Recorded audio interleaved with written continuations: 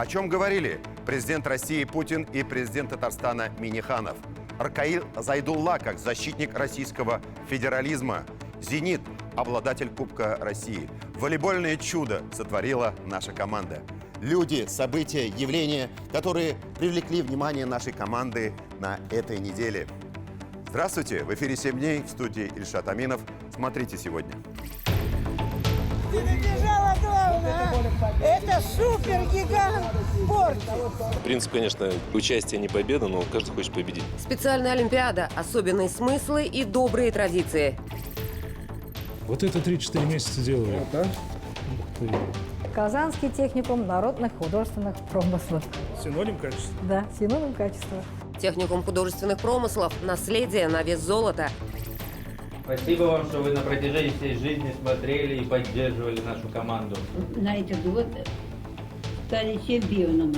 Спасибо, спасибо. Передам ребятам сейчас. Хадича Шайдуллина, самой верной болельщице Акбарса, исполнилось 103 года. В четверг в Государственной Думе прошли рождественские образовательные чтения. Тема их была определена «Глобальные вызовы современности и духовный выбор человека».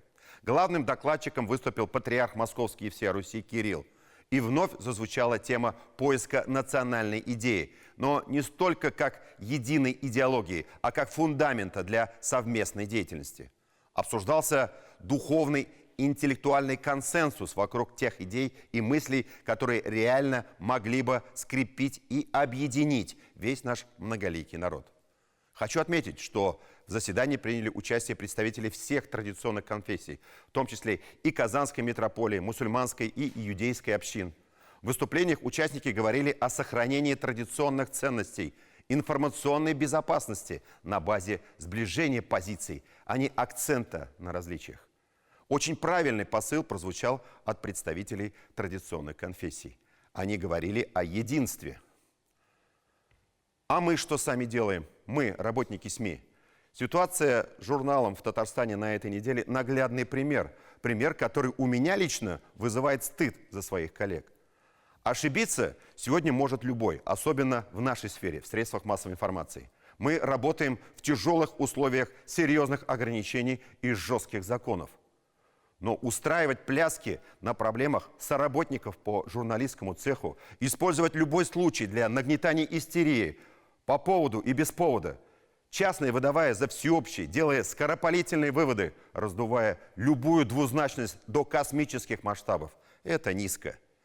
Я только удивляюсь, как много появилось в интернете, особенно в Телеграме, разного рода информационных лилипутов и снаружи, и внутри. Мелких доносчиков, желающих погреть руки и трафик на любой скользкой теме. Хоть как-то заявить о себе, сгорая от чувства собственной неполноценности. Эти анонимные информационные алкоголики, которых мы прекрасно знаем по именам, в состоянии душевного делирия от никчемности сочиняют сегодня пасквили на своих коллег-журналистов. Занимаются самым неприглядным делом – доносительством. И сами того не понимая, встают на путь самоуничтожения и нагнетания напряженности в обществе.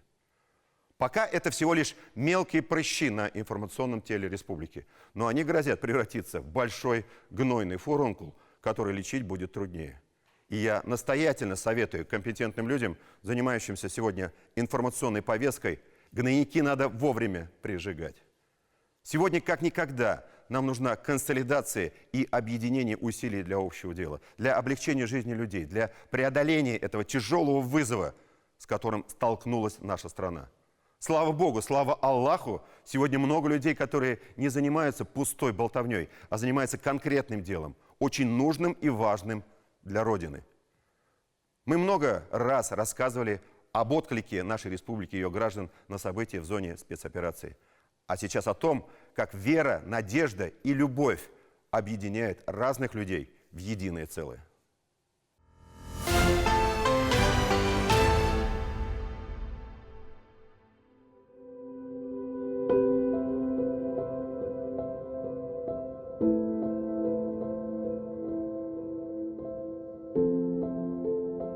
Долг. Я чувствую, что это нужно, чувствую необходимость свою там.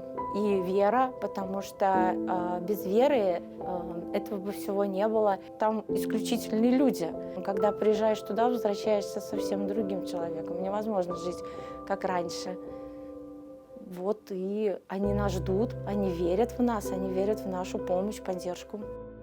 Мария Ефремова из тех волонтеров, кто садится за руль и едет одна. На своей вместительной легковушке она везет то, что так необходимо медицинскому батальону одного из подразделений и местным жителям, детям, которые остались фактически в зоне боевых действий. Она у меня военная такая. Какая еще? Ну, такая хорошая. Смелая? Угу. Даты отправки ставить себе сама. Сколько автомобиль может увезти. Сбор ведет через соцсети от всех неравнодушных. Много помогают и прихожане храма, в который Мария ходит несколько лет. Ездит по республике, собирает народную помощь. В Большом Фролово во дворе варят самодельные окопные свечи из консервных банок, в Балтаси – печи-буржуйки. Собрались в гараже вот сварщики, начали изготавливать печи-буржуйки, розжиги вот такие вот. То есть все силами местных жителей балтасинских. Татарстан Булдырабыз бірге, да? Да, Балтаси сила, Татарстан Булдырабыз. Мы вместе. Волонтерские дороги вслед за подразделением, чтобы передать из рук в руки. 2000 километров, блокпосты, бездорожье и разрушенные населенные пункты. В самый Новый год Маша отправилась в путь. Средства для этого УАЗика, для вывоза раненых, собрала за 2 недели и сразу поставила себе новую цель. В этот раз мы покупаем пикап, автомобиль для группы быстрого реагирования. Был такой запрос, и он был уже достаточно давно. После того, как мы купили УАЗ, мы подумали, что мы справимся и сможем купить еще пикап. Вот сейчас средства собраны, и я надеюсь, с Божьей помощью, что мы в воскресенье его уже купим. Стельки мы делаем из материала, который приносят вот наши прихожане и все жильцы Казани, бабушки, дедушки, старые шубы, дубленочки и кожаные куртки, кожаное пальто. В общем, все это идет. Мы даже на это, как говорится, деньги не тратим, потому что все подручный материал. Казанский храм веры, надежды, любови и матери их Софии. На дверях воскресной школы ежедневный список. Здесь и имена благодетелей и работниц, детей и сыновей военнослужащих. Прихожанки храма собираются каждый день, шьют носилки, теплые стельки, собирают вещи для сирот из детского дома в Перевальске. Детский дом города Перевальска, Луганской области. Первая отправка у нас была перед Новым годом. Детям мы отправляли новогодние подарки, одежду собирали им, варежки покупали, игрушки. Вот. Сейчас у нас вторая отправка этим деткам. Попросили игрушки и одежду. Мы здесь уже с каким-то чувством долга. То есть каждый из нас внутренне знает, что вот сколько будет нужна наша помощь, столько мы и будем это делать.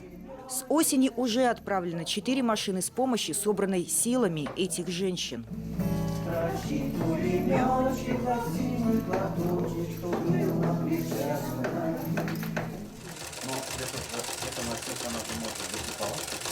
Это машинка моей бабушки. Бабушка сюда, в церковь, подала ее. И вот очень прочная машинка. Берет толщину. Современные машинки не такие крепкие. Пошив идет практически без перерыва, а работа всегда начинается с молитвы. Неверующих воинов нет.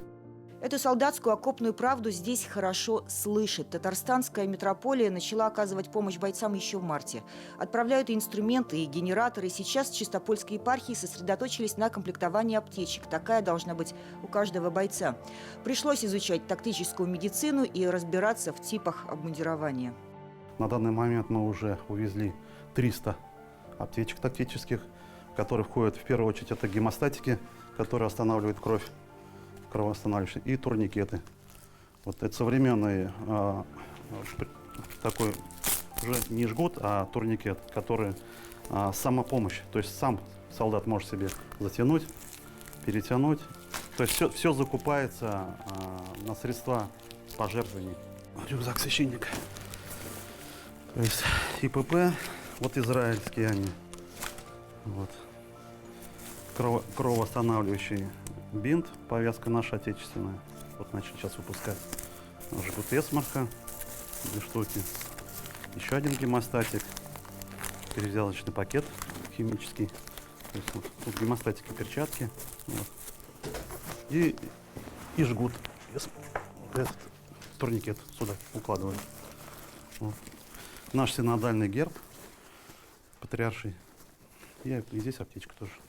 Одним из первых на передовой отправился иерей Анатолий Григорьев. Его хорошо знали в Зеленодольском районе. Настоятель возрождал старинный храм в селе Исаково. Восстановление храмов, наверное, конечно, как мы уже говорили, это восстановление души. То есть быть примером. Это ведь тоже надо.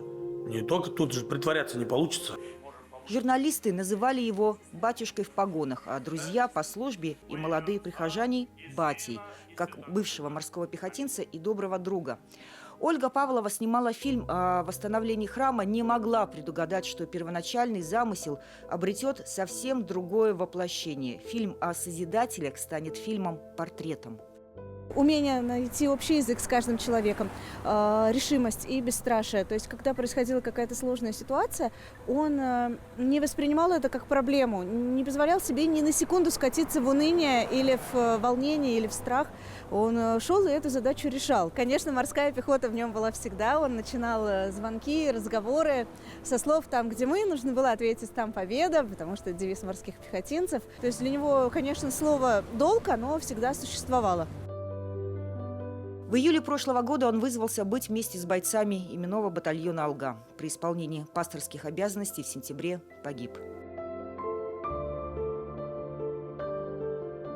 Практически всю Луганскую область мы объехали. Нас уже знают. То есть приятно слышать, когда по рации передают, что татары едут, пропустите, на блокпосту козыряют. Это очень приятно. То есть уже знают, то есть кто мы, откуда мы едем, куда мы едем, зачем мы едем. Помимо этого, также гуманитарной командировкой мы каждую сопровождаем именно с духовной миссией. Мы не просто раздаем теплые вещи, генераторы, печи.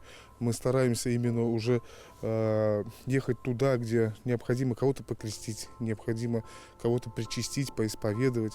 Настоятель Нижнекамского храма отец Ростислав только что вернулся из очередной поездки в зону спецоперации. Каждый священник перед первой отправкой проходит подготовку в Москве, основы безопасности и особенности работы во внехрамовых условиях. У каждого, конечно, есть и каска, и бронежилет. Самое главное, то, что я увидел, и то, что я каждый раз, когда переезжаю сюда, это единение русского духа, это единение нашей нации. Русского духа я имею в виду не просто отдельной какой-то нации, но всей нашей общности, все граждане Российской Федерации забыли свои обиды. В мастерской храма в буквальном смысле кипит работа. Более 100 печек-буржуек вскоре отправят бойцам. Обратите внимание на маску сварщика. Это хрупкая девушка, прихожанка храма. Здесь работает практически каждый день. Для девушки сначала было сложновато, конечно, потому что все-таки это мужская работа. Но потом как бы мужчины помогают. Большую часть я здесь просто варю, не таскаю тяжести. Вот.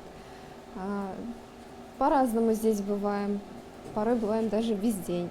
Куда бы ни вели дороги каждого, кто едет с помощью военным или мирным жителям, преодолевая тысячи километров или остается дома по силам, собирая эту помощь, их ведет вера в победу, надежда на возвращение близких и любовь гораздо большая, чем можно себе представить. Татьяна Тимошенко, Андрей Ключников, Дмитрий Шлемин. 7 дней.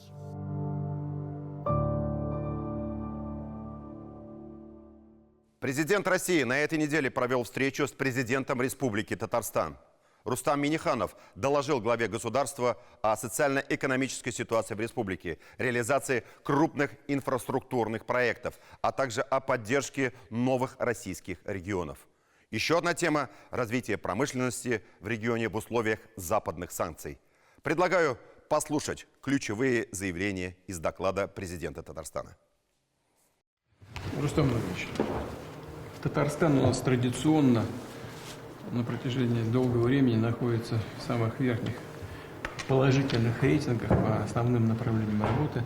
Тем не менее, в таком большом хозяйстве, которое под вашим руководством находится, не может не быть каких-то проблемных вопросов, таких, над которыми надо еще работать, или таких, которые еще не решены на должном уровне. Может быть, с них и начнем? На что хотели бы обратить внимание? Большое спасибо за возможность доложить. Я хотел бы по поддержке специальной военной операции активно работаем в этом направлении. Вот в части поддержки специальной военной операции почти 2,5 миллиарда мы выделили, в том числе подшефный наш город Лисичанск. К сожалению, пока еще мы не можем там полную силу работать. Наши 2 батальона Алга и Темир, они находятся уже в зоне. Большая поддержка идет по гуманитарной помощи, почти 2000 тонн гуманитарной помощи, значительная часть которой идет в Лисичанск, где мы отвечаем. Алга, значит, вперед. Алга, вперед, да. Тимир – это железный. Концерты, мероприятия, встречи, значит, и самое главное, вот семьи поддерживаем. Семьи, в основном строительство, сельское хозяйство 115%, строительство 8%. Структура экономики меняется тоже. Структура экономики меняется, да, больше переработка, обрабатывающая промышленность. Доля несырьевого экспорта почти в 2 раза. Да, увеличилась, потому что мы нефть продавали, сейчас продаем нефтехимию, продаем продукцию, которая получается после переработки. У нас 2 комплекса, Танака и Таифенка. Ну и сейчас Тибур пришел к нам, Нижнекамск, нефтехим, Казань-Оргсинтез, ТГК-16, они вошли в Сибур. Таиф стал акционером Сибура. Значит, тоже с командой Сибура нормально, созидательно работаем. Они обменялись активами, да? Они часть деньгами, часть акциями, да. Ну, все проекты, которые мы начали, ЭП-600, это этилен на 600 тысяч тонн. Проекты по синтезу, все они идут по энергетике. Все обязательства они выполняют. Авиационный завод, значит, задача была 10-214. Гордость Татарстана. Да, большая работа, потом я вам презентацию дам. Казанский вертолетный завод, хорошие нам обороты набирать, 106 вертолетов. Судостроительный завод, очень неплохо Хайер работает, и холодильники, и телевизоры. И дальше идет строительство новых. Завод по штамповочным изделиям и умный завод строит. Примерно где-то $1 миллиард они уже инвестировали. Но по оборонно-промышленному комплексу все задачи, связанные с оборонзаказом, в графиках, работа идет. Энергетический комплекс идет, большая модернизация. Вот на 1,2 гигаватта уже нарастим. Газификация. Да, спасибо. У нас она и так была высокой, но вот до газификации, благодаря вашей программе, значит, все идет по графику. 12 тысяч домовладений. По селу неплохо сработали. Большое спасибо за М-12. 100 миллиардов освоения. 7-8 участок у нас, вот 100 миллиардов. Кроме этого, идем на Екатеринбург, обход Нижнекамск и Челнов. Большая работа. Да, 2 моста у нас строятся, через Волгу и через Кам. Никогда даже в советские, самое это время таких вещей не было. На этой неделе, в четверг, Государственный совет Татарстана большинством голосов, но не единодушно, утвердил изменения в Конституцию Республики Татарстан. В том числе и новое наименование лидера – глава Раис Республики Татарстан. Наша Конституция была полностью приведена в соответствие с федеральным законодательством. Считаю необходимым напомнить вам историю вопроса. В 2010 году в Российской Федерации началось переименование глав субъектов, именовавшихся президентами. Официальное начало этому процессу положили руководители некоторых кавказских республик, первыми объявившими об отказе называться президентами и призвавшими других последовать их примеру.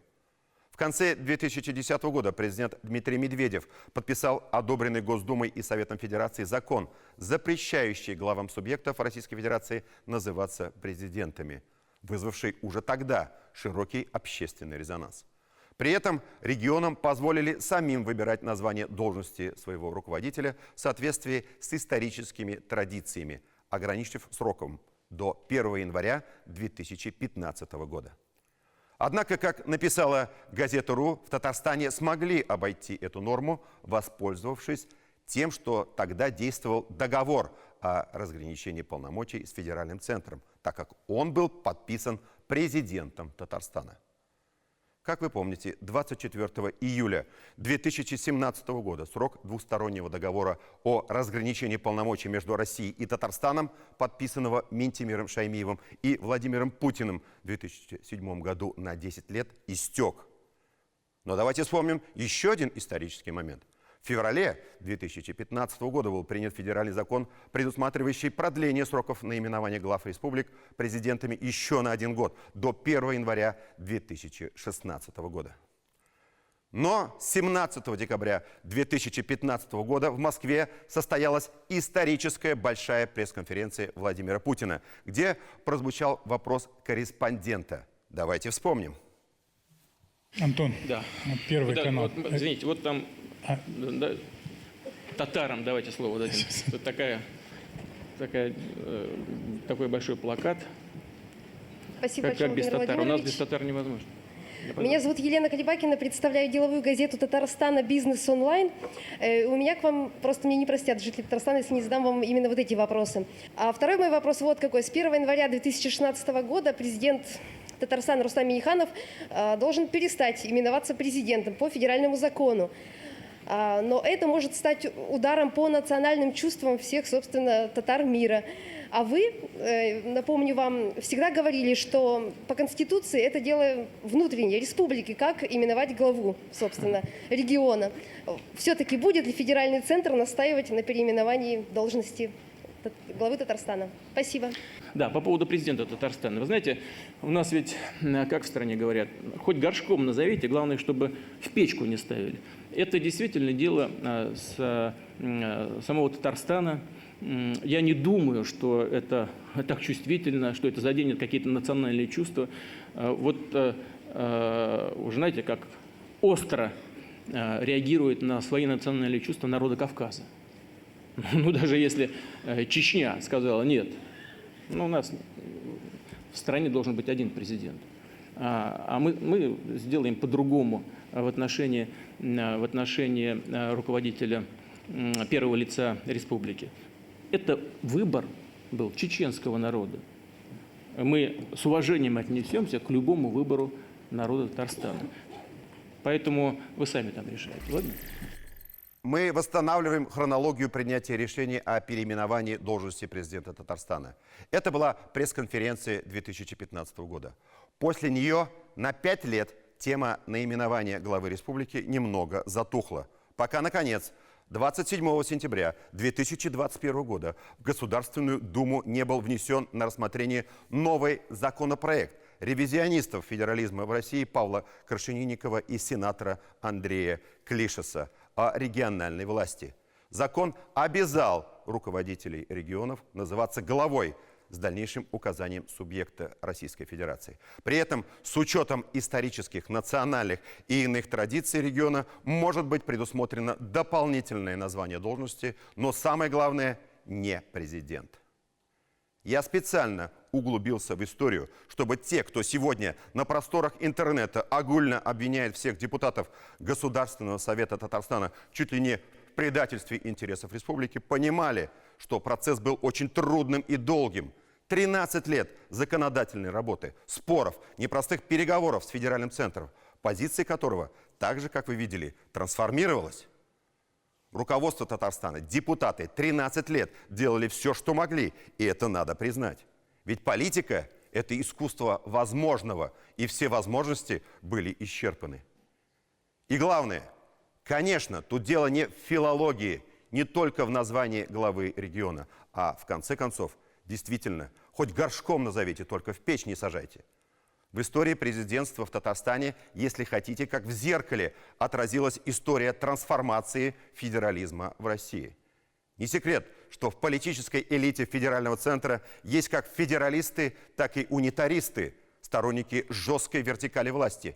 И все они борются за свои идеи, за влияние. И мы вынуждены признать, что сторонники жесткой вертикали власти сегодня пока берут вверх в борьбе за умы российской политической элиты. Безусловно, административно-командная система управления, о которой многие сегодня ностальгируют, на первый взгляд кажется проще и эффективнее. Но это заблуждение, давно доказанное историей. Федерализм, демократия – это всегда сложно, трудно. Но единственное возможное политическое устройство в рамках большого многонационального и многоконфессионального государства, высвобождающее творческую энергию людей, дающее возможность сильным регионам строить общее сильное государство. Всякая уравниловка, обезличивание, отсутствие противовесов во властных механизмах приводит, увы, мы это помним по истории, к стагнации, застою и даже регрессу.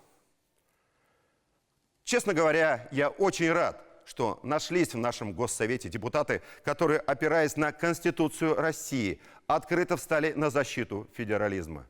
И я предлагаю послушать выступление народного поэта Республики Татарстан, драматурга, публициста, председателя Союза писателей Республики Татарстан, депутата Государственного совета Аркаиля Зайдуллы.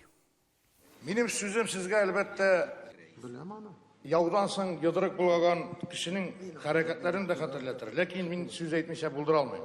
Çünkü bu benim fikrine tügül, benim imanım kamil, sizin kübegiz benim gibi fikir yürüte deb oylayım men. Hem elbette benim fikirdeşler bigerek de icadi inteligensiya, icad ziyalılar arasında bir küp. Mene Konstitutsiyaga biz düzeltmeler kirittik. Köpçilik doğuş bilen. Hazır men anda punktlap ol turda söylep turmayım. Çünkü endi yangından soň su septirge sizlep bermeyler. Lakin bir fikir kala, bir nindidir bir yuşkun kala köngülde. Şuşu düzeltmelerden soň bu konstitutsiya nerse o? Bizni gapgadi bir Россия ülkesi bilen tigizleştirip, tengelleştirip koymadılar mı? Elbette şu ay. De facto biz indi bir gadigine ülkeden ellerini ayrılıp tatırmıyoruz. Elbette kaybır simbollar hali kaldı Allah'a şükür. Lakin asılda bizning ayrımlık bir köpke yuka çıktı. Menimçe federatif üzekte Mene şu federalizmga karşı bik zor kişiler otura. Yok ise bit uylap kararga gerek. Mene şunday bizning siyasi vaziyet, maksus harbiy operatsiya bara. Anın indi Tatarcha sözü de yok. Gamaliyat deb aytirganman. Şunday vaqtda mene aytalar, mene biz monolit bo'lurga tegish, lakin bit hikmet onda tugul. Biz bulay da monolit. Lakin her bir ülke üz kişi bilen, üzünün mümkünlikleri bilen, üzü alga barsa, her region kişili bulsa, demek bit ilde devlette kişili boğa. Bunu bit anlarga ellen indi zor akıl gerekmeyi. Lakin şu akıl da benimse, bu federal üzekten küp kişilerine jitmeyi. Anlarsın bizning umuslu respublikanı hem siyasi yaktan, hem iktisadi yaktan, hem halklar dostluğunu siz karagız. Menimçe gelecekte Ferit Muhammadovga haykal koyacaklar. Çünkü 15-20 küleminde kalgan asiri islarında halin bile alarga buluşurga tiri yiregerni. Bu kayda var tağın. Biz halklar dostluğunu hürmet ederiz. Biz bütün halkları hürmet ederiz. Lakin biz yaşarga da tiyiş, işlerge de tiyiş. Şunun için menimçe küp midir? Biz suverenitet degan sözünü mene alıp taşladılar. O bir çeklengen suverenitet turunda söz var. Mene men şahıs olarak özüm suveren kişi. Lakin men Ferit Muhammad için sözünden bir çetke çıkmayım şulay yok. Bu şulay yok siyasi vaziyetke de turu kele. Indi bizning respublikagadan indi mene bu dagvalarını elbette gadi halkta sizde hürmetli kollegalar anlap bitirmişsizdir. Bizden mene bu operasyada küpme yigitlerimiz suguşa.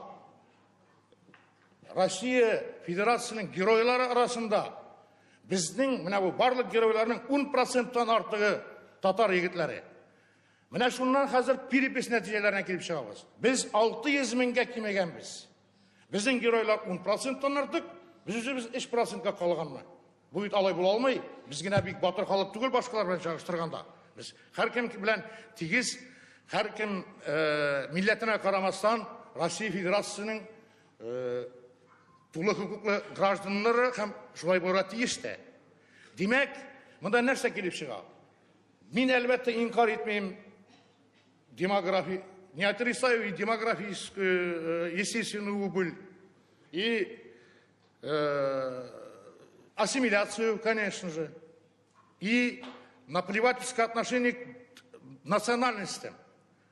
Менимчә, аларның күбесен сез һәрберегез беләсез, менә миңа үземә килмәделәр бернинди санаучылар да. Мин электрон услуга аша хәбәр иттем. Һәм бик күпләр бит ул электрон вариант белән җибәрүне белми.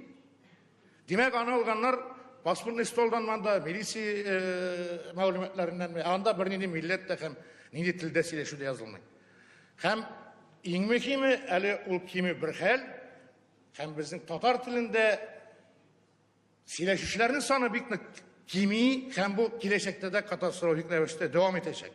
Федераль үзәктә моны белмиләрме? Юк, махсус рәвештә безнең дәреслекләрдә бит законлаштырылмаган пособие рәвешендә йөри. Bu adam ıstıramı, bu sivilizasyon, üzün sivilizasyon ildi sanıyken bunun hal bulurga tiyiş tügel.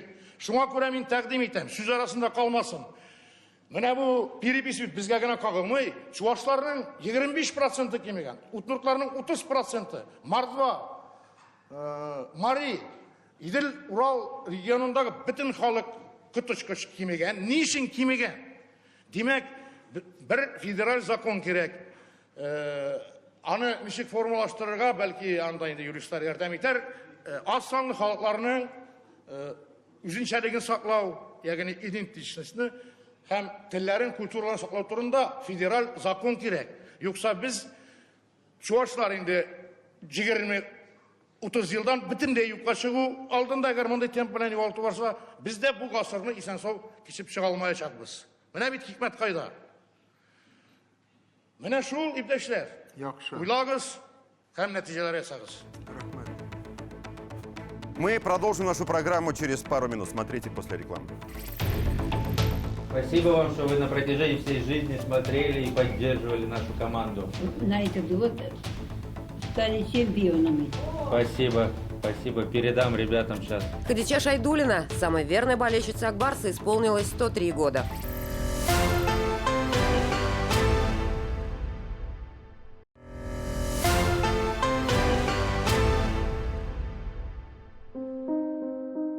Трагедия случилась сегодня утром. Не стало Марата Садыкова, министра здравоохранения Республики Татарстан, заслуженного врача Республики Татарстан, нашего замечательного друга, профессионала с большой буквы, прекрасного семьянина и отца. Марат Наилевич скончался под утро 29 января. По предварительной информации, причиной смерти стала остановка сердца. Ему было всего 53 года. Марат Садыков родился 27 января 1970 года. Он из потомственной семьи медиков. Его отец Наиль Салахович Садыков был крупным организатором здравоохранения республики. Марат Наилевич Садыков достойно продолжил дело своего отца. Вся его жизнь и профессиональная карьера связана со здравоохранением и служением людям. Медицина стала его призванием, любимым делом, возможностью сполна проявить свои человеческие качества, высокие профессиональные компетенции и знания. По признанию коллег и друзей, он работал 24 часа 7 дней в неделю, не щадя себя, свое здоровье, буквально горел на работе. Судьба предоставила ему возможность проявить себя в разных должностях, на разных местах. И везде он показал себя прежде всего как неравнодушный человек, человек с большим сердцем. Марат Садыков был заместителем главного врача городской клинической больницы номер 18. Затем до 2008 года был главврачом Казанского онкологического диспансера. С 2008 по 2018 год главный врач городской клинической больницы номер 7, которую он превратил в ведущее и одно из ключевых для систем здравоохранения учреждений. С 2009 по 2018 год являлся депутатом Государственного совета Республики Татарстан. С февраля 2018 года Марат Садыков занимал пост министра здравоохранения Татарстана. В период работы министром Марату Наильевичу Садыкову пришлось решать самые масштабные и сложные задачи в области охраны здоровья наших людей. Это и строительство новых объектов, в том числе в сфере высокотехнологичной медицины, грандиозная модернизация всей системы здравоохранения республики, обновление материально-технической базы, особенно первичного звена здравоохранения. Это противостояние с невиданной доселе пандемией коронавируса. Именно под руководством Марата Садыкова в короткие сроки была организована целая система по борьбе с коварным ковидом, развернута сеть временных госпиталей, налажена круглосуточная работа больниц и поликлиник. Надо отметить, что это испытание пандемии система здравоохранения Татарстана выдержала с честью. И это большая личная заслуга Марата Садыкова. Из последних начинаний министра, о чем рассказывала и наша программа, помощь врачей республики жителям многострадального Донбасса, особенно города Лисичанска. Татарстанские врачи работают в тяжелейших условиях, но выполняют свой долг безупречно. Президент Татарстана Рустам Минниханов направил соболезнования супруге Марата Садыкова Динаре Садыковой. Там есть такие слова. Уважаемая Динара Ильгизаровна, от имени татарстанцев и от меня лично примите самые глубокие соболезнования в связи с безвременной кончиной вашего супруга Марата Наилевича Садыкова. Это тяжелая, невосполнимая потеря для вас, огромная утрата для всей нашей республики. Из жизни ушел опытный, авторитетный руководитель и талантливый врач, искренне преданный непростой, но благородной профессии. Марат Наилевич внес большой вклад в укрепление татарстанской системы здравоохранения, в создание Центра экстренной медицины на базе городской клинической больницы номер 7, в решении многих актуальных задач, от которых зависели жизнь и здоровье наших граждан. Образец профессионализма и увлеченности делом, он всегда отдавал работе максимум сил и энергии, пользовался заслуженным уважением среди коллег и пациентов. С нами остается светлая, благодарная память об этом замечательном человеке, щедрой душой и горячим сердцем, результат его неустанного созидательного труда. Искренне разделяя с вами боль тяжелого горя, желаю вам стойкости и сил в эти скорбные дни. Прошу также передать слова сочувствия и поддержки вашим детям, всем родным и близким. Президент Республики Татарстан Рустам Нургалиевич Минниханов. Весь коллектив телерадиокомпании «Татарстан. Новый век» скорбит от этой безвременной утраты. Мы потеряли друга и соратника, человека, который помог тысячам людей, который был доступен 24 часа в сутки, 7 дней в неделю. У Марата было огромное сердце, его хватало на всех, но оно не выдержало. Урыны ичмахтабусын, пусть душа покоится на небесах. Ты всегда будешь в нашем сердце, дорогой друг Марат, пока наши сердца бьются.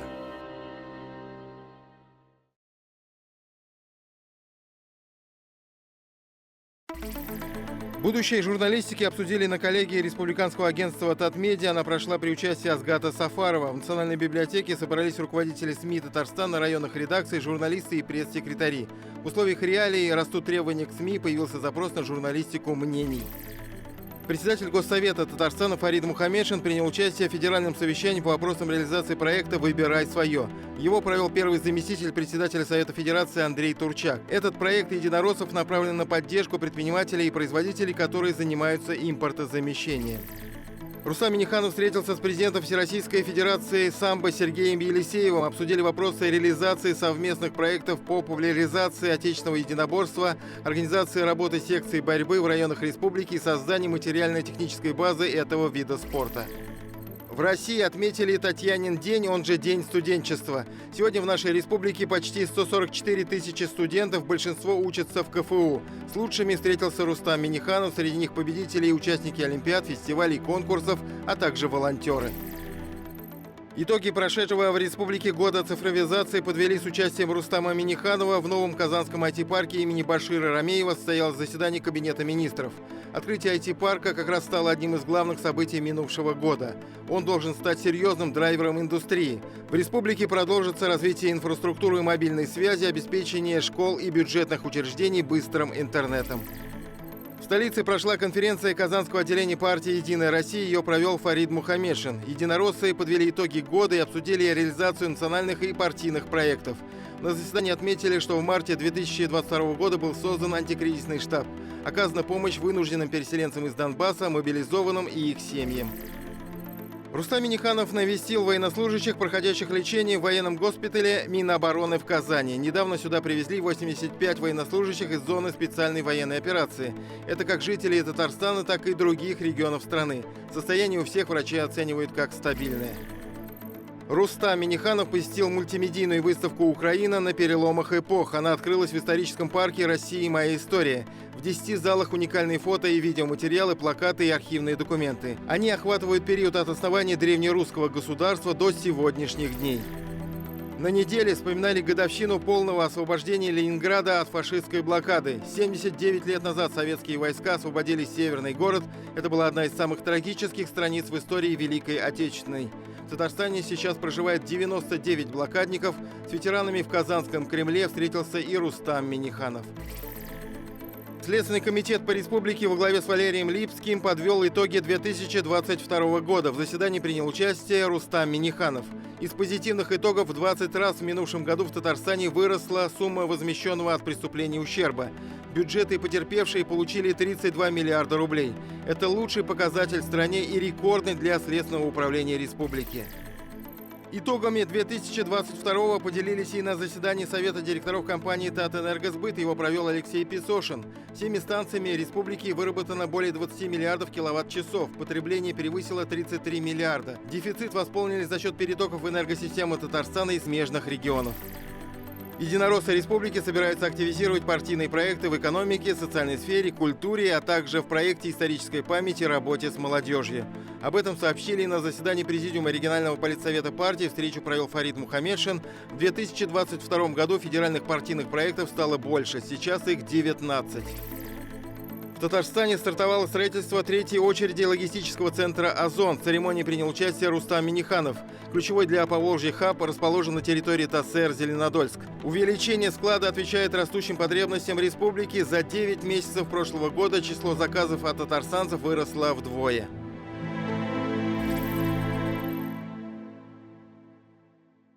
А теперь о потрясающем достижении. Казанский волейбольный клуб «Зенит» в 11-й раз выиграл Кубок России. И сегодня это самый титулованный клуб в нашей стране. На этой неделе спортсменов чествовали в Казанском Кремле. Президент Татарстана Рустам Минниханов очень тепло поблагодарил руководство команды, игроков, тренерский состав во главе с Алексеем Игоревичем Вербовым, а также руководство Федерации волейбола республики и спонсора клуба. Тимур Бекмурзин о казанском волейбольном чуде.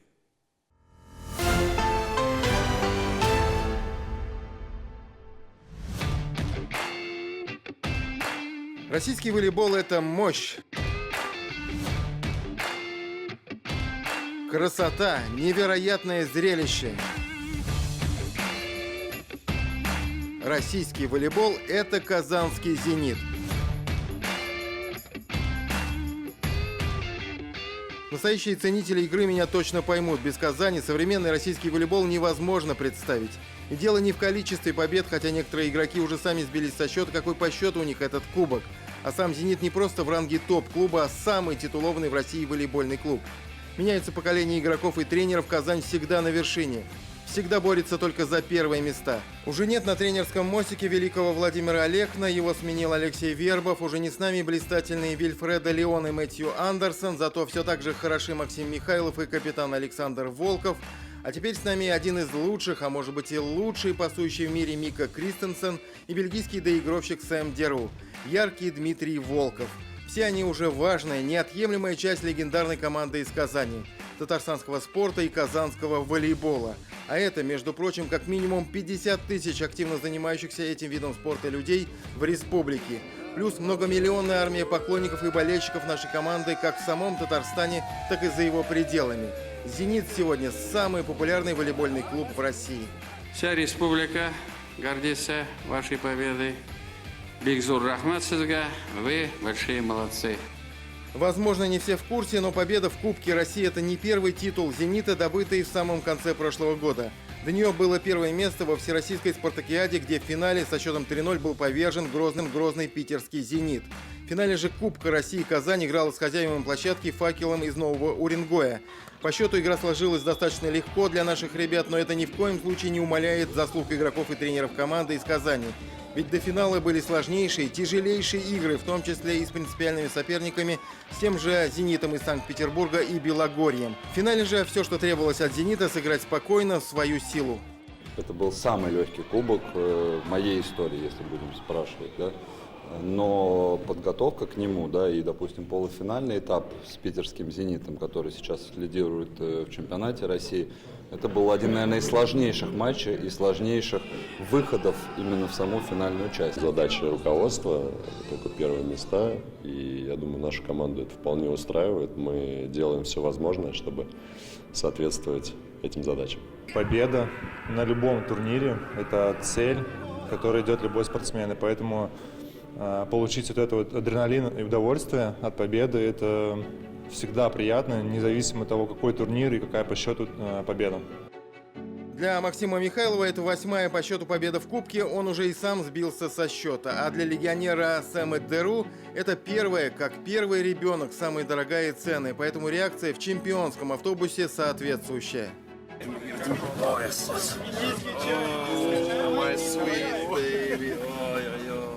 Легкая, доброжелательная атмосфера в команде – то, что нужно для больших побед. Заводила Дима Волков, сосредоточенный, когда сам дает интервью.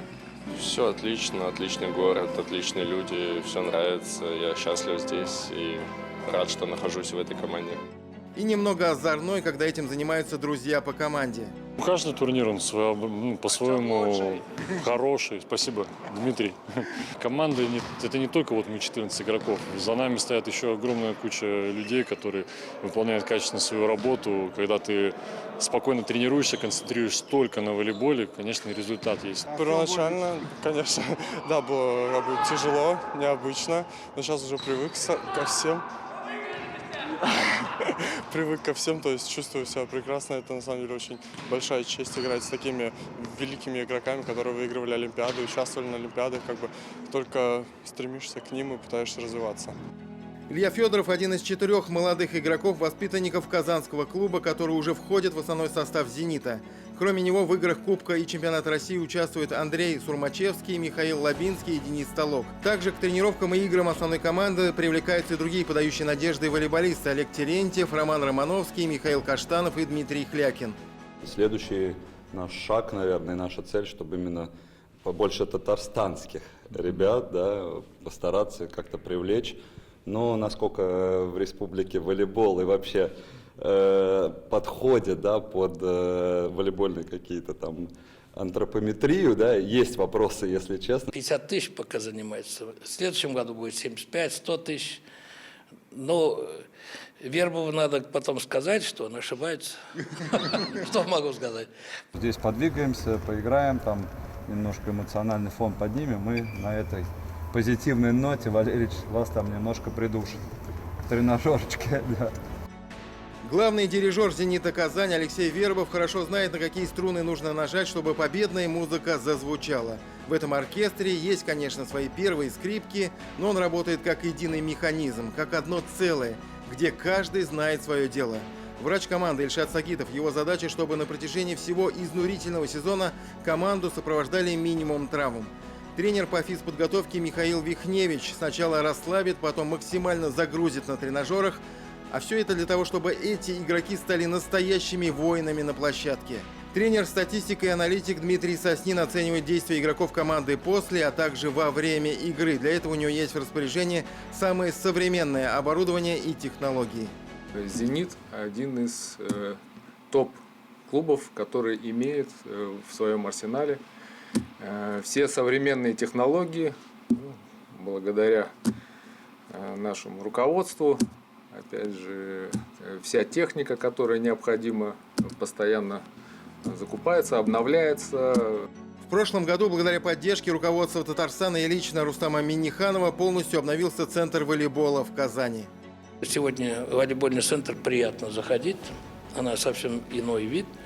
И я очень благодарен республике, Рустаму Нургалиевичу. Система безопасности, раздевалки для спортсменов. Это все оценивают, даже команда гостей, которые приезжают, говорят: вау, это Экраны даже визуально мы видим, что они сейчас другие. Конечно, современные экраны, мультимедийные вещи. Вот даже вы обратите внимание, и LED-панели, это новый формат, это требования современности, да, и вот на сегодняшний день надо сказать, что наш центр волейбола казанский, он всем современным требованиям отвечает, и накопился должок, так скажем. Мы уже 4 года не были на вершине чемпионата России. В прошлом году такая обидная осечка случилась, но команда, поверьте, команда это очень близко восприняла, искренне переживала и переживает до сих пор. Будем чемпионами, как вы? Да, конечно, все настроены на это. Так что будем болеть за красивый волейбол и наш казанский «Зенит». Тимур Бекмурзин и Андрей Ключников. 7 дней.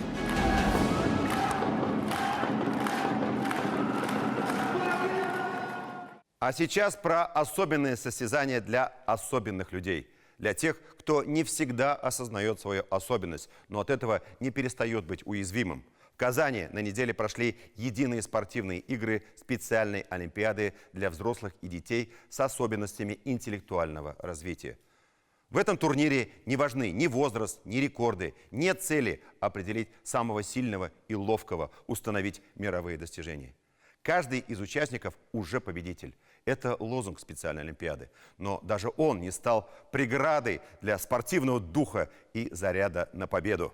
О том, как падали и поднимались, и о силе, которая внутри и которая ведет к самой заветной мечте, расскажет Диляра Юсупова.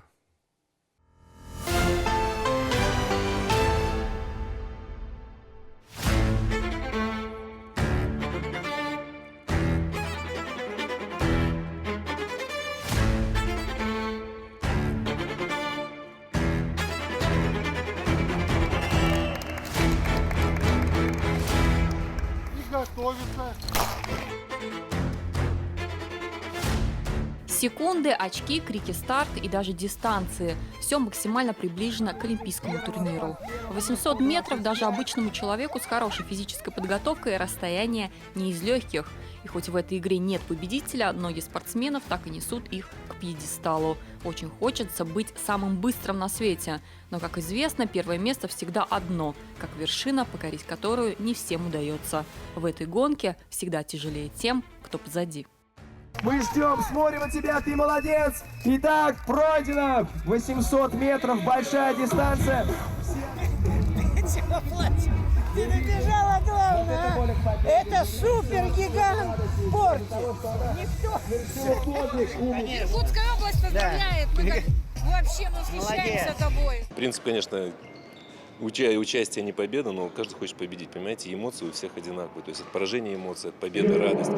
Стараемся держать это все, как говорится, в рамках, не даем расстраиваться, поддерживаем, подбадриваем, вместе радуемся, вместе огорчаемся, потому что мы команда, мы вместе. Коми против Башкирии. Это матч юнифайдов. Означает, что один из игроков в паре не имеет ментальных особенностей. Такой игрок существует в турнире больше как опора, как прикрытие для самого главного спортсмена на арене. Но мне придется было самому играть, потому что как он просто страхует. Я сам. Пришлось отдуваться мне одному.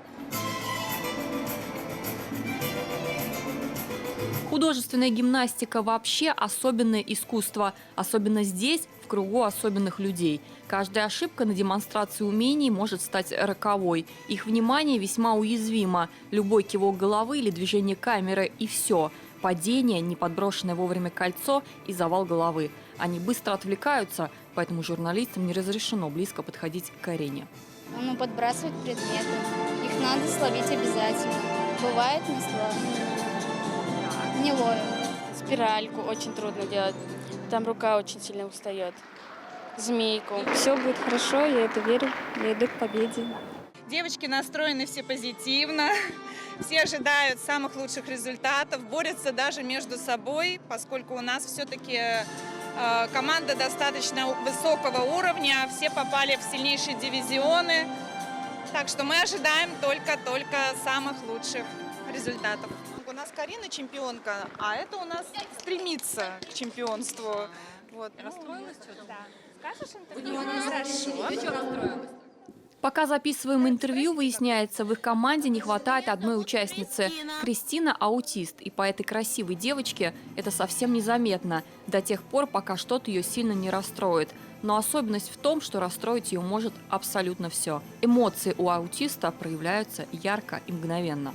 Я умею делать шпагат с одной ногой и с другой ногой. И поперечный шпагат. Я умею делать колесо с двумя и с одной рукой. А без рук я не умею. Я умею делать вперед. А назад я буду научиться. То есть ты все умеешь практически? Да. Какая ты молодец. Вертикальный. Вот какая ты красивая. Простите меня за то, что я больше так делать не буду, Да, Еляра. что ты. Все, я буду вести себя хорошо. А это почти взрослые команды. Здесь нет ограничений по возрасту, поэтому схватка разворачивается нешуточная. Дагестан против Москвы. Сначала ведет столица, но Дагестан яростно вырывает победу в первом сете. Среди зрителей совсем юное поколение и те, кто участвует чуть позже. Башкирия против наших ребят из Мензелинска. Башкортостану удалось выиграть в первой игре, но наши не сдаются. Татарстан, он достаточно сильный. Пермь тоже нормально, ничего такое. Они играют не хуже, чем мы, и не лучше, чем мы. Надо нам обязательно победить. Если проиграем, тоже ничего страшного. Но они не проиграли. Со счетом 2-0 по партиям сборная Татарстана обыграла команду соседней Башкирии. Что, впрочем, не сильно важно. На соревнованиях по флорболу не все поняли сразу, что это за спорт такой. Очень непривычно для России. Но и тут нашлись свои самые сильные и ловкие. Много нового для себя понял, что близко к хоккею, но вратарей жалко, на коленках стоят 20 минут, наверное, не очень легко. А в целом, конечно, интересно. 1500 ребят, которые приехали, для них это вызов. Показать себя и показать то, что нет ограничений по здоровью у любого ребенка. Спортивные мероприятия такого уровня призваны объединить людей, независимо от национальности, расы, вероисповедания, физического и ментального уровня развития. Мы и в дальнейшем будем поддерживать философию движения специальной олимпиады, усилим внимание вопросам особенных людей. На протяжении всех игр ребят сопровождали 2000 волонтеров. Многие из них еще школьники, которые тоже проходят свой личный урок. С молоду учатся не только дисциплине, но и сочувствию и сопереживанию. Огромный конкурс среди волонтеров. Брали только самых лучших. Допустим, у меня попался вопрос, что ты будешь делать, если человек перед выступлением побоится выходить. Я ответила, что каждый человек нуждается в поддержке, и я, конечно же, поддержу, потому что я тоже нуждаюсь в поддержке, и это, как сказать, по-человечески может помочь каждый. Я уже знаю, что это отличная возможность познакомиться с новыми людьми, посмотреть на организацию самого мероприятия, проявить свои качества, тем самым показать это все не на словах, а на деле.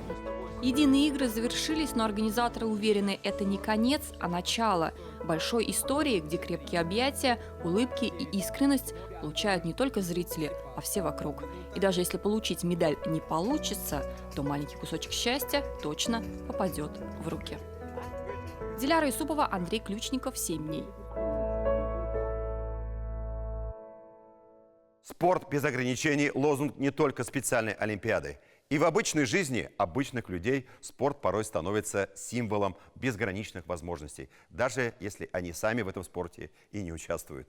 Иногда для этого достаточно просто болеть за любимую команду.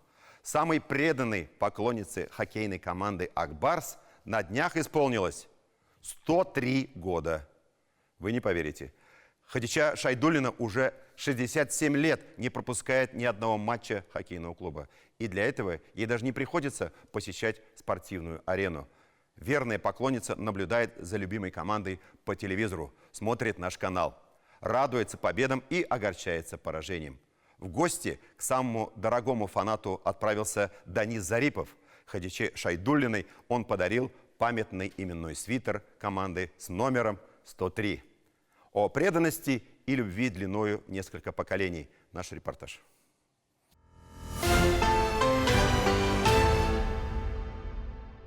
Спасибо вам, что вы на протяжении всей жизни смотрели и поддерживали нашу команду. На этот год стали чемпионами.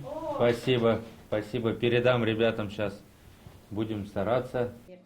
Теперь не сдержать обещания не получится. Подвести самую верную поклонницу все равно, что предать команду. За 60 и более лет теперь и она часть этой команды. 103 года, Шайдулина. Твой персональный номер. Персональный номер 103, но в сердце команды она теперь всегда номер 1. Свой день рождения она встречает в окружении детей, внуков и правнуков. Вокруг нее с детства было много людей. Помогала ставить на ноги братьев, сестер и даже соседских детей в трудные военные годы. Поэтому всегда не хватало чего-то своего, личного, неприкасаемого. Раньше могла смотреть игры хоть до поздней ночи. Не пропускаю ни одного матча. Каждый жду с нетерпением. Очень приятно слышать и вообще знать, что в таком возрасте люди продолжают переживать и поддерживать нашу команду, ну, в том числе и меня. Это очень приятно, дорого стоит и мотивирует. И посмотрев, и познакомившись сегодня с Даваникой, прям хочется продолжать и продолжать. Теплый визит капитана Акбарса у себя в соцсетях отметил и Рустам Миниханов. Порадовали Хадичу Салаховну. Свои 103 года активно болеет за Акбарс. Зарипов молодец, что навестил. Хадича Апа работала счетоводом и в то сложное время имела 7 классов образования. Поэтому, когда на селе спросили «считать умеешь?», она кивнула и стала счетоводом. А потом была монтером на железной дороге, куда тянет до сих пор. Я помню в детстве, как эти женщины шли гурьбой, на себе тащат кувалды, молотки и прочее, и хохочут. Мне всегда это вот, потом уже я с задним умом понимал, что как это так, вот такой тяжелый труд, нечеловеческий, что называется, север все-таки же. А потом мама всегда рассказывала, говорит, как вот выходной, например, да, у нас мы жили на 4-м этаже, и она все время, говорит, смотрела на железную дорогу и думала, тянет на работу. Вот такое поколение. Воспитала 5 детей, 10 внуков и 15 правнуков. В советские годы она стала матерью-героиней. Это высшее звание. Теперь прививает любовь к хоккею уже через поколение. Да никто и не сопротивляется. Напротив, возвращают тем же. В молодости, уже и взрослая, я всегда приезжала к ней. Моя мама старшая дочка же получается, Хадича Абинан. Вот. Если я к маме приезжаю со своими детьми, мы ходим к ней. Она нас всегда приветливо встречает. Большинство в их семье долгожителей, но Хадича Апа пока бьет все рекорды и надеется на такие же показатели у Акбарса. Секретом долголетия не делится, говорит, все рецепты просты, как сама жизнь. Любить и не забывать мечтать. Хоккей моя душа. Диляра Юсупова, 7 дней. 2023 год в республике объявлен годом национальных культур и традиций. Речь, конечно, в первую очередь об историко-культурном наследии, его сохранении, изучении и приумножении.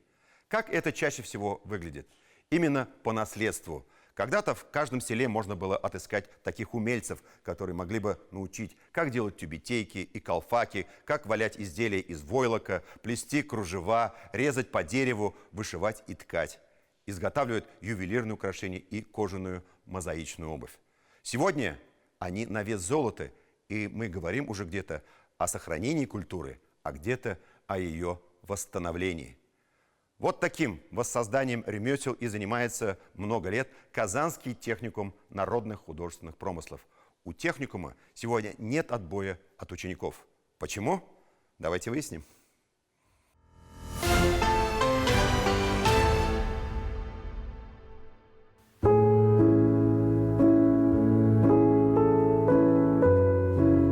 С самого детства я понимала, что я не буду работать с бумажками, что я выберу деятельность, которая связана с растениями, с цветами. Я с детства выращивала рассаду овощную, цветочки, и постепенно пришла к этой профессии.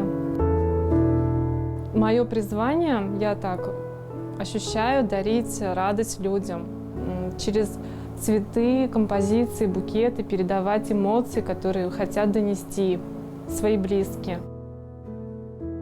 Цветочному магазину Алии Фаттаховой больше подошло бы определение «цветастый». Магазин всех цветов радуги. Алия – флорист, но это если одним словом, это слишком тесные рамки для ее творчества. Мою мастерскую называют «Лавка чудес», потому что здесь помимо живых цветов можно найти и другие подарки для своих близких. Это и сухоцветы, и комнатные растения, и картины, выполненные в флористическом стиле. Вот это я плела сама. Такой элемент декора тоже выполнен руками, рукоделие своего рода. В общем, у меня, да, моя профессия многогранна. Я сейчас могу твердо сказать, что я могу оформить любое пространство. Это и рестораны, и кафе, и офисы с помощью комнатных растений. И все эти цветы и цвета, конечно, здесь потому, что процесс обучения и саморазвития для Алии не прекратился после школы и даже после диплома аграрного университета. У большинства именно так, но Алия понимает, что в интернете можно найти далеко не все необходимое. Техникум осуществил мою давнюю детскую мечту получить художественное образование. В детстве у меня не было возможности отучиться в художественной школе. И когда я узнала о техникуме, а он многогранен, интересен, там очень много творческих профессий выпускаются, и все прикладного характера, для меня раскрылся такой потенциал, мировоззрение мое расширилось, и я узнала мир художества.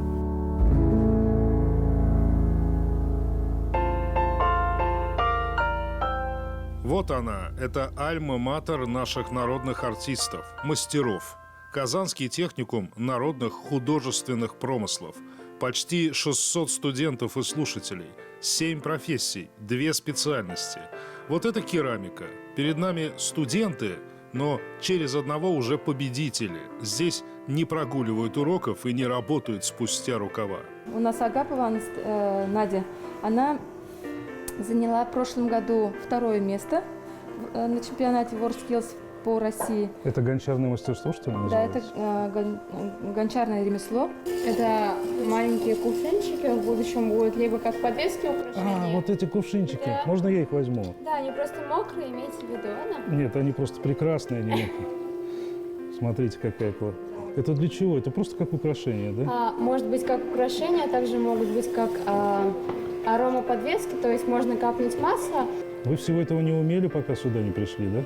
Ну да, мне здесь показали все это. Вы же были склонны уже к этому занятию, так ведь? Я просто была склонна к творчеству, а именно гончарное ремесло показали здесь. Я даже пробовать не буду, честно говоря. Вам помочь? Нет. Нет? Нет. Вам надо помочь, чтобы вот это как можно больше и лучше развивалось. Сложное ремесло, резьба по дереву. Такому мастерству тоже не научишься дистанционно. На первые шаги только уходит несколько месяцев. Вот это 3-4 месяца делали? Да. Ух ты. Сначала эскиз, рисунок они прошли. Мне не хватит денег, чтобы у вас это купить. Если 3-4 месяца. Шакимудин, а отсюда можно выйти универсалом? Вот, или можно только заниматься этим? Только ювелиркой, а можно все посещать? Все можно, у нас есть кружки. Мы бы хотели, да не успеем, наверное, показать все возможности. Наверняка то, чему хочется вам научиться, здесь уже есть. Причем никогда не поздно это сделать. Вот на такой, например, труд, а это кожаная мозаика, нужно особое терпение и опыт. Поэтому студенты тут в возрасте от 16 до 40, а бывают и постарше. Вы после школы сюда или как? Я уже на пенсии, на пенсии. Вот моя мечта была изучить вот эту кожаную мозаику. Я долго шла к этому. А вот Рустему Гайфиатуллину всего-то 43. Его жизнь никогда не была связана с ремеслами, и уж тем более с ювелирным делом. Понимание, конечно, приходит с годами.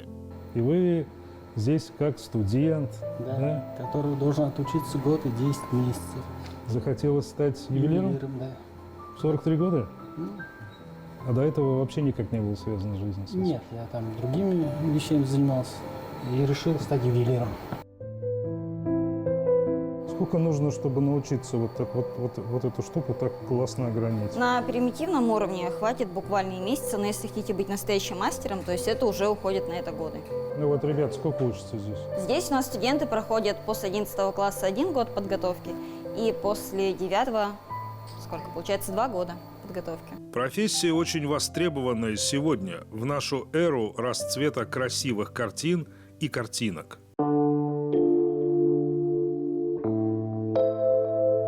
Обучение в техникуме мне дало очень многое. Во-первых, это академические знания.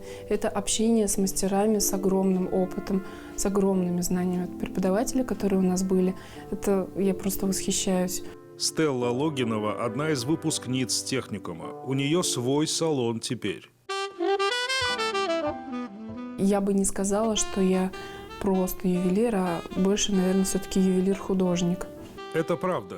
Ремеслом вот это называть даже не хочется.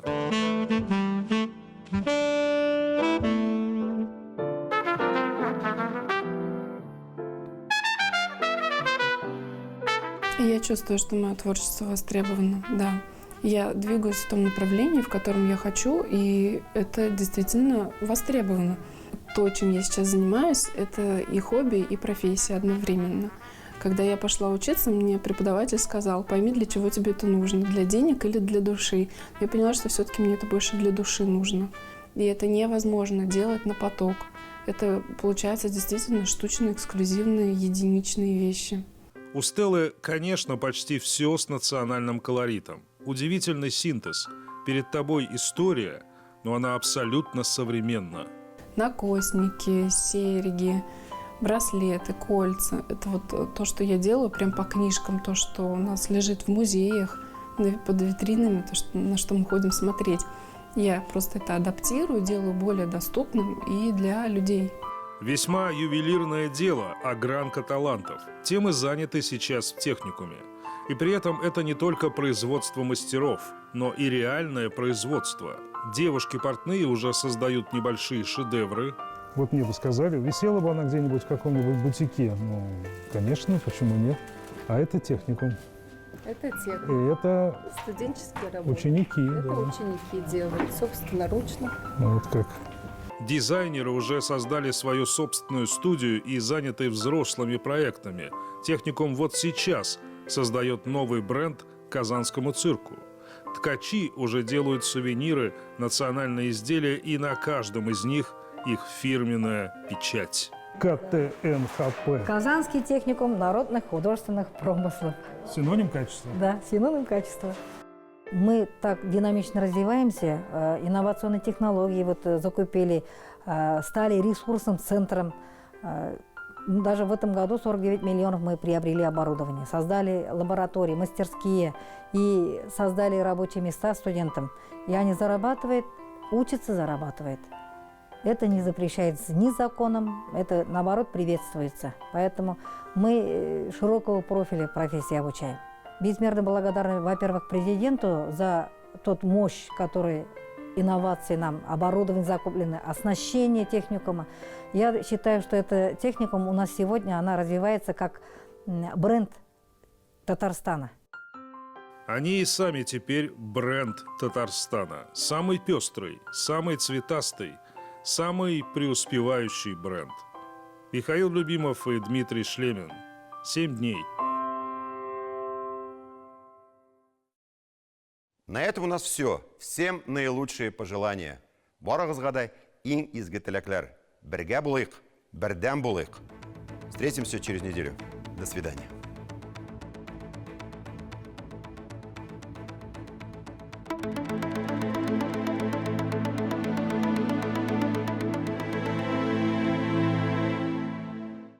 Здравствуйте! Январь готов передать эстафету своему младшему брату Февралю.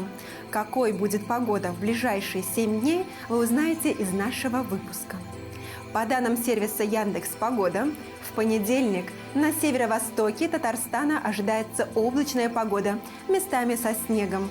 Ночью около 12 мороза, днем -5. Завершится январь слабоморозной погодой с небольшими осадками. Ночью -5, днем -1. В среду, четверг облачно с прояснениями, без осадков. Ночью от 3 до 12 мороза, днем около 6. В выходные нас порадует снег. Ночью около 10, днем 7 градусов со знаком минус. На юго-востоке Татарстана в понедельник слабый мороз и небольшой снег. Ночью -14, днем 7 мороза. Во вторник станет теплее, ночью 6, днем -4 градусов ниже 0. В первый день февраля выглянет солнце без осадков. Ночью и днем около 8 градусов со знаком минус. В четверг облачно, ночью -13, днем -9. В конце недели снежно. Температура ночью около 10 мороза, днем 7. В центре республики в понедельник ожидается снежная погода. Ночью -12, днем -5 мороза. Во вторник температура ночью 4 мороза, днем -1. В среду без осадков, ночью и днем около 4 градусов мороза. В четверг облачно, ночью -10, днем 6 мороза. С пятницы по воскресенье снежно, с температурой ночью около 7 градусов, днем 5 градусов со знаком минус. На юго-западе Татарстана в понедельник будет пасмурно и без снега не обойдется. Ночью -13, днем -4 мороза. Во вторник ночью -4, днем 0 градусов. В среду и четверг слабоморозные значения сохранятся. Ночью и днем от 2 до 6 мороза. В выходные нас порадует снег и 7 градусов мороза ночью, днем около 5. На северо-западе республики и в столице Татарстана всю неделю ожидается снежная погода. В понедельник ночью -11, днем -5. Во вторник нулевая отметка днем и около 4 ночью. В среду ночью и днем около 3 мороза. С четверга по воскресенье значение на термометрах ночью около 7 мороза, днем 5 градусов со знаком минус. На дорогах сохраняется гололедица, местами снежные заносы. Таковы новости о погоде на предстоящую неделю. Подробные прогнозы смотрите ежедневно на нашем канале. В студии была Диана Асгар. До новых встреч!